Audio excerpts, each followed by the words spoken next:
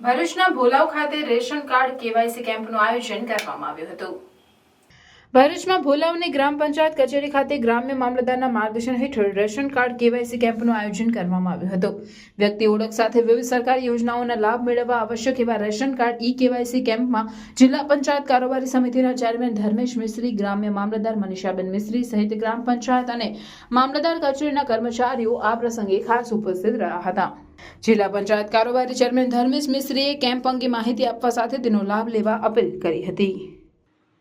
આ KYC ration card એ વ્યક્તિની ઓળખની ખરાઈ કરવા માટેનો કેમ્પ છે।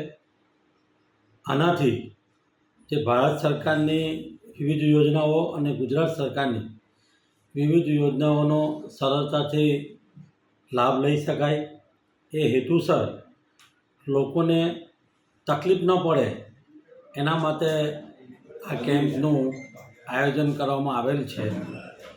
લગભગ 10થી સાંજે 5 વાગ્યા સુધી 200થી 250 લોકો આમાં ભાગ લે એવી શક્યતા દેખાઈ રહી છે।